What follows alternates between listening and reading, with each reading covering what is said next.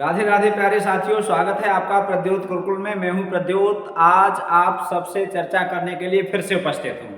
आज हम बहुत ही महत्वपूर्ण टॉपिक लेकर आए हैं जो आपके परीक्षा के लिए बहुत महत्वपूर्ण है और साथ ही साथ आपके व्यावहारिक जीवन के लिए भी बेहद खास है। अर्थात ऐसा टॉपिक जो आपको बहुत अच्छे से आना चाहिए, और यदि आपको ये टॉपिक अच्छे से आता है तो आपकी भाषा शैली, आपका संप्रेषण, आपका कम्युनिकेशन बहुत प्रभावी होगा। लोगों में आपकी तारीफ होगी, आपकी भाषा की, आपकी शैली की, आपके कहने के ढंग की। तो आप अपनी बात को कैसे कहते हैं, इन बातों में यदि आप मुहावरों का प्रयोग करते हैं, लोकोक्तियों का प्रयोग करते हैं, तो आपकी भाषा चमत्कारिक मानी जाएगी। अर्थात चमत्कार से युक्त होगी आपकी भाषा, प्रभावित करने वाली होगी, सरल, सहज और प्रभावी होगी। अर्थात मुहावरे आपके पाठ्यक्रम में भी बेहद खास हैं और आपके व्यवहार में भी बेहद खास हैं। तो आज हम कुछ मुहावरों पर चर्चा करने के लिए आए हैं। पीपीटी नहीं बन पाई थी तो प्रश्नोत्तरी आज नहीं लाए हैं, लेकिन हम कुछ मुहावरे आपके लिए लाए हैं जो आपकी परीक्षा के लिए बेहद खास होंगे और आपके व्यावहारिक जीवन के लिए भी। पहले तो हम ये जानना चाहेंगे, सीखना चाहेंगे थोड़ा सा कि मुहावरा और लोकोक्ति में अंतर क्या है। तो वैसे आपने पढ़ रखा होगा, लेकिन संक्षेप में हम यहाँ थोड़ी सी चर्चा करेंगे कि मुहावरा और लोकोक्ति में अंतर होता है। मुहावरा और लोकोक्ति में क्या होता है? अंतर होता है। अब वो अंतर क्या है? अंतर थोड़ा सा समझ लो। देखिए, जो मुहावरा है ये अरबी भाषा का शब्द है। ये तो परीक्षा में बहुत आता है। कौन सी भाषा का शब्द है? अरबी भाषा का। और इसका अर्थ क्या होता है? अभ्यास। ये मुहावरा शब्द अरबी भाषा का शब्द है। लोकोक्ति का अर्थ हम यदि देखेंगे तो ये दो शब्दों के योग से बना है, लोक धन उक्ति।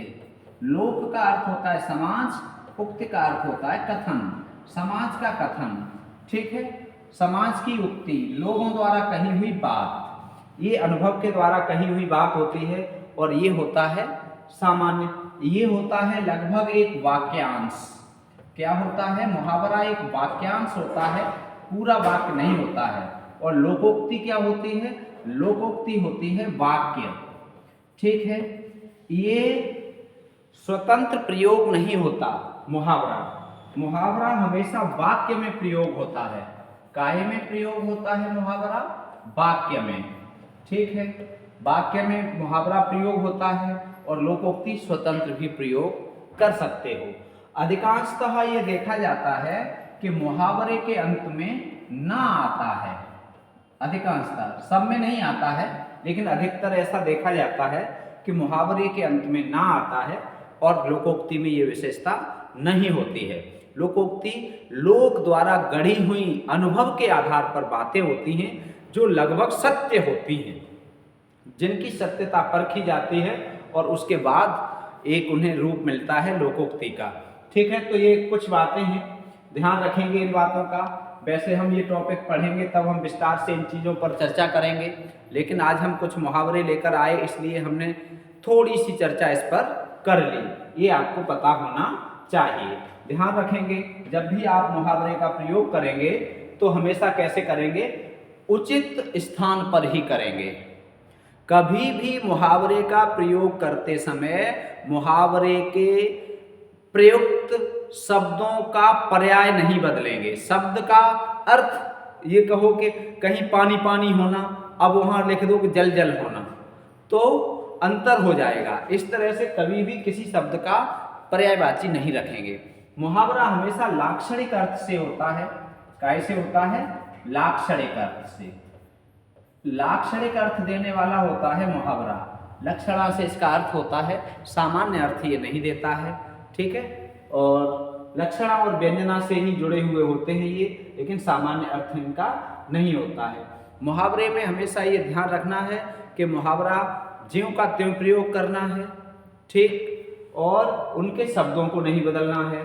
जैसे मान लीजिए एक मुहावरा है 9 2 11 होना। क्या है? 9 2 11 होना। ठीक, हालांकि हमने ऐसे लिख दिया है, ऐसे नहीं लिखना है, लेकिन 9 2 11 होना। अब आपने क्या किया?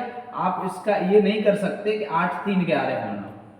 ठीक, 8 3 11 होना, या आप ये कहो 7 4 11 होना, ये ऐसे नहीं बदल सकते, आप अपने हिसाब से मुहावरों को नहीं बदल सकते हो। ठीक है, तो ये सारी चीज़ें मुहावरों से संबंधित थी कुछ महत्वपूर्ण बातें। ठीक है, भाषा शैली इससे प्रभावी होती है। ठीक है, आपका कौशल बढ़ता है, संप्रेषण अच्छा होता है। चलो, तो अब आज हम लेकर आए हैं कुछ मुहावरे और उनके अर्थ आपको कमेंट बॉक्स में लिखने हैं। ठीक है, आप यदि आपको अर्थ आ रहा है तो आप कमेंट बॉक्स में अवश्य लिखें, और यदि आपको ये लग रहा है कि मुहावरे तो हमें आते हैं तो कोई बात नहीं, लेकिन हमें विश्वास है एक छोटी सी क्लास में जो थोड़े से मुहावरे हम लेकर आए हैं उनमें भी आपको कुछ न कुछ सीखने को जरूर मिलेगा, और हो सकता है कुछ नया भी सीखने को मिले। ठीक है, चलो, तो पहला है शैतान की आंत। शैतान की आंत ये मुहावरा है और बहुत अच्छा मुहावरा है और बहुत महत्वपूर्ण है। ये परीक्षाओं में बहुत आता है और ये टीजीटी 2009 में आया था। ठीक है, टीजीटी 2009 में आया था यूपी में, और ये बहुत गलत हुआ था लोगों का। शैतान की आंत। ठीक है, तो शैतान की आंत, इस मुहावरे का अर्थ क्या है कमेंट करके बताएं शीघ्रता से। इसमें ऑप्शन नहीं है, आज ऑप्शनल नहीं है। ठीक है, पीपीटी नहीं बन पाई है तो हमने यहाँ पर लिख रखा है शैतान की आंत का अर्थ क्या होता है, आपको लिखित परीक्षा देनी है। ठीक है, तो शैतान की आंत इसका अर्थ होता है बहुत लंबी वस्तु। क्या होता है? बहुत लंबी वस्तु। ठीक है, शैतान की जो आंत होती है वो बहुत लंबी होती है। शैतानी समझ सकते हो आप, यदि आपका जीवन में किसी शैतान से पाला पड़ा है तो आप समझते होंगे कि उसकी वो कितना शैतान है, उसकी आंत कितनी लंबी होगी। ठीक है, जब वो खुद इतना शैतान है तो उसकी आंत कितनी लंबी होगी। तो शैतान की आंत कैसी होती है? बहुत लंबी वस्तु को शैतान की आंत के लिए कहा जाता है। लाक्षणिक अर्थ लगाया जाता है मुहावरे का, महत्वपूर्ण है। दूसरा है अंगूठी का नग होना। अंगूठी का नग होना। ठीक है, तो ये अंगूठी का नग होना ये तो आपने पढ़ा होगा। इसका अर्थ होता है कीमती होना। क्या होता है? कीमती। अंगूठी में यदि नग होता है तो वो बहुत कीमती होता है, इसलिए हम इसका लाक्षणिक अर्थ क्या लगाएंगे, कह देते हैं वो तो अंगूठी का नग है। वो तो अंगूठी का नग है, और आप भी अंगूठी के नग बन जाओगे। आप भी पढ़िए, आप भी परिश्रम कीजिए, आप भी मेहनत कीजिए। कुछ समय बाद, कुछ महीनों बाद आप भी एक नग बनोगे, अंगूठी के नग के समान चमकोगे भी और कीमती भी होगे। चमक भी बढ़ेगी। चमक सेंट लगाने से नहीं बढ़ती। ठीक है, शरीर की चमक, चेहरे की चमक सेंट से नहीं बढ़ती। ठीक, वस्त्रों से नहीं बढ़ती। शरीर की चमक काय से बढ़ती है? ज्ञान से, विद्वता से, आचरण से, चरित्र से। ठीक है, तो जब चमक बढ़ानी है तो भाई मेहनत कीजिए, पढ़िए, आपकी चमक अपने आप बढ़ जाएगी। ठीक है, कीमती भी हो जाएंगे, तो अंगूठी के नग हो जाएंगे।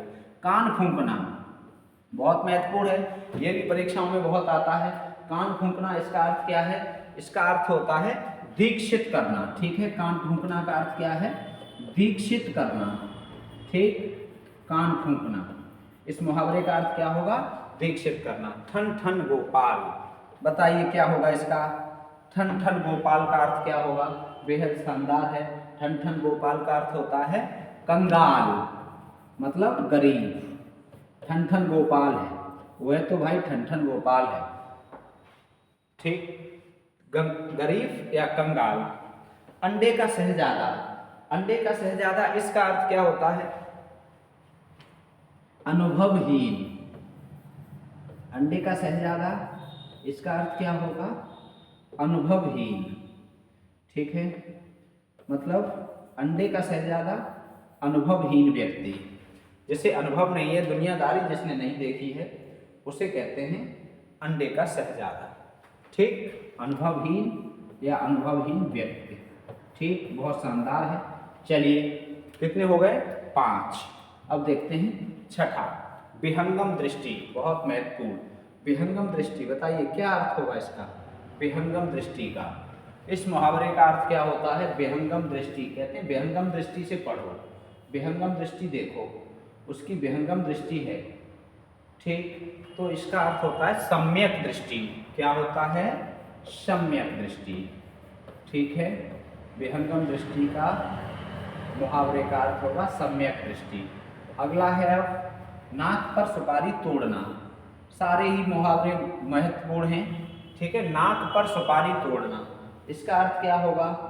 नाक पर सुपारी तोड़ना मतलब इसका अर्थ होता है बहुत परेशान करना, बहुत परेशान करना। यदि कोई बहुत परेशान करता है तो आप कह सकते हो कि वह नाक पर सुपारी तोड़ रहा है।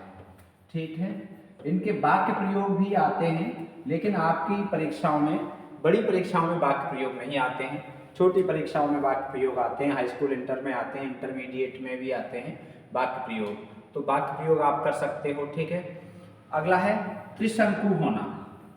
त्रिशंकु होना बताइए, बहुत महत्वपूर्ण है, बहुत अच्छा है।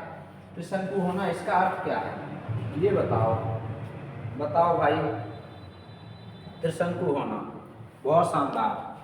अर्थ बताओ, किसी ओर का न रहना, किसी ओर का न रहना। ठीक, किसी ओर का न रहे, उसके लिए मुहावरा प्रयोग किया जाता है त्रिशंकु होना। ठीक है, किसी ओर का न रहना। अब है मल्हार अलापना। मल्हार अलापना बताओ, मल्हार अलापना, इस मुहावरे का अर्थ क्या होगा? मल्हार अलापना, बहुत शानदार। बोलिए भाई, बोलिए, कमेंट कीजिए, कमेंट कीजिए, लिख लिख के उत्तर दीजिए। मल्हार अलापना, चैन से जिंदगी कटना। ठीक है, चैन से जिंदगी कटना, इसका ये अर्थ होगा, चैन से जिंदगी कटना। जो चैन से जिनकी जिंदगी कटती है वही मल्हार गाते हैं, जो परेशानी में होंगे वो मल्हार नहीं गाएंगे। ठीक है, लश्कर में ऊंट बदनाम, वाह भाई वाह। लश्कर में ऊंट बदनाम कितना अच्छा है, बताओ।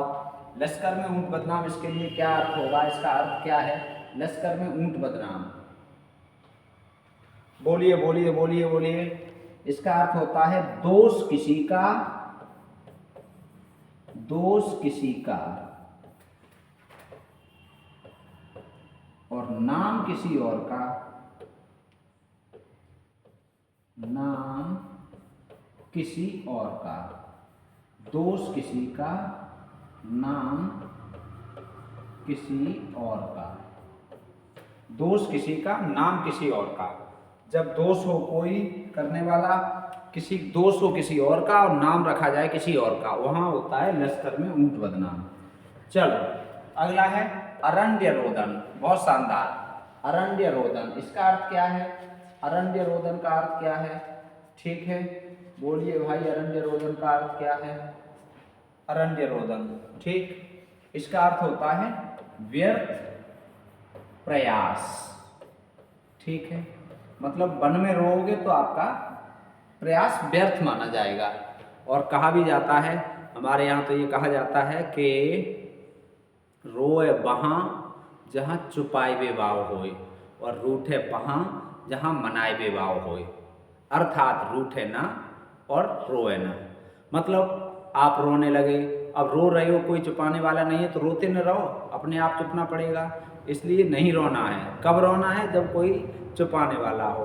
और रूठना, आप रूठ गए, कोई नहीं मना रहा, मान लीजिए आप घर वालों से रूठ रहे हैं, रूठ गया, रूठ जाने दो, अब क्या करोगे? कब तक रूठे रहोगे? इसलिए रूठो वहाँ जहाँ मनाने वाला हो और रो वहाँ जहाँ चुपाने वाला हो। ठीक है, ध्यान रखना इस बात का। थपड़ी बजाना, बहुत शानदार। थपड़ी बजाना, इसका अर्थ क्या है? बहुत बढ़िया, थपड़ी बजाना, उसने थपड़ी बजा दी। ठीक है, उपहास करना। ठीक, आजकल के राजनेता दूसरे नेताओं की थपड़ी बजाते हैं, एक दूसरे की थपड़ी बजाते हैं, उपहास करते हैं। गर्दन पर सवार होना, बताओ, गर्दन पर सवार होना, बहुत शानदार शानदार संकलन लेकर आए हैं, बहुत बढ़िया संकलन लेकर आए हैं। ठीक है, गर्दन पर सवार होना, इसका अर्थ क्या होता है? पीछा न छोड़ना। ठीक है, पीछा न छोड़ना। ठीक, यदि कोई पीछा नहीं छोड़ता है, जैसे शेर हिरन की गर्दन पर सवार हो गया, अर्थात हिरन का पीछा नहीं छोड़ रहा है। कैसे भी कर सकते हो? पंच की दुहाई। पंच की दुहाई, ये एक हमने क्लास में एक शॉर्ट वीडियो में आपको बताया था। पंच की दुहाई, इसका अर्थ क्या है? बहुत शानदार है। बताओ, इसका अर्थ होता है सहायता की पुकार। क्या होता है? सहायता की पुकार। ठीक, पंच की दुहाई। अगला क्या है? चौकड़ी भूल जाना। चौकड़ी भूल जाना, इसका अर्थ क्या है? चौकड़ी भूल जाना, इसका अर्थ क्या है? घबरा जाना, घबरा जाना। ठीक है। चोरों को देखकर मोहन की चौकड़ी भूल गई, घबरा गया।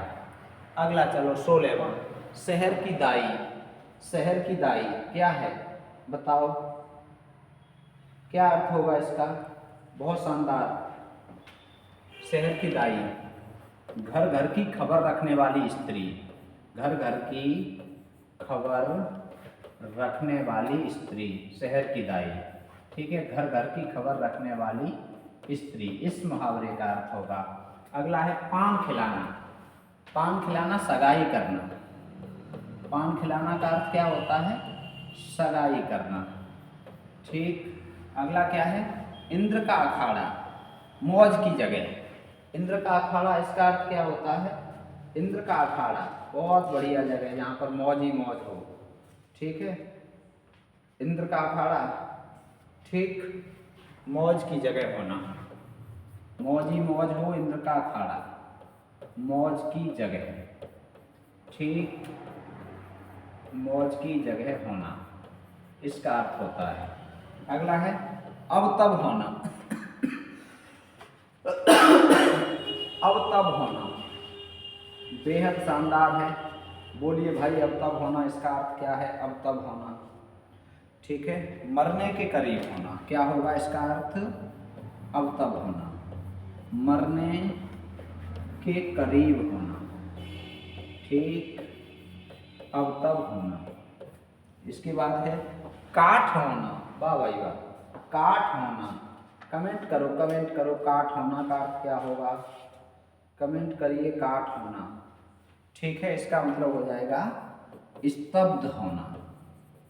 काठ होना का अर्थ क्या होगा? स्तब्ध होना। चलो 20 हो गए। 21वां देखो, खून खुश्क होना। खून खुश्क होना, इसका अर्थ होता है भयभीत होना। ठीक है, क्या होता है? भयभीत होना, भयभीत होना, भयभीत होना, डर जाना, खून खुश्क होना। एक आंख से देखना, ये तो परीक्षाओं में बहुत आता है।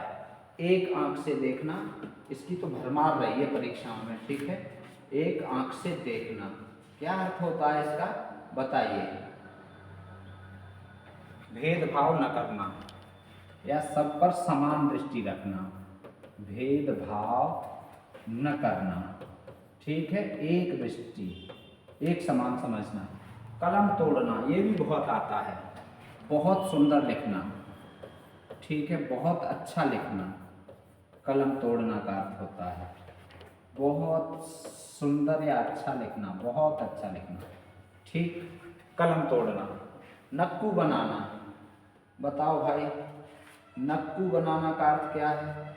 नक्कू बनाना का अर्थ क्या है? बहुत शानदार। नक्कू, ये तो बताओ। नक्कू बनाना, मूर्ख बनाना। ठीक, मूर्ख बनाना। और अगला मिट्टी का माधो, ये भी मूर्ख ही होता है। मिट्टी का माधो भी, मिट्टी का माधो, इसका अर्थ क्या होता है? निपट मूर्ख। ठीक, निपट मूर्ख। और एक और अंतिम 26वां कर दूं, थाली का बैंगन। थाली का बैंगन, इसका अर्थ होता है सिद्धांतहीन। क्या होता है? जिसका कोई सिद्धांत न हो उसे कहते हैं थाली का बैंगन। ठीक है, चलिए, तो ये एक छोटी सी क्लास लेकर आज हम आए, और आशा और विश्वास है कि आपकी परीक्षा में भी काम आएगी और आपको दैनिक जीवन में भी आपके प्रयोग के काम आएगी और आपकी भाषा शैली को प्रभावी बनाएगी। मिलते हैं अगली क्लास में, तब तक स्वस्थ रहें, मस्त रहें और व्यस्त रहें। प्रद्योत गुरुकुल से जुड़े रहें। राधे राधे। जय हिंदी, जय भारत।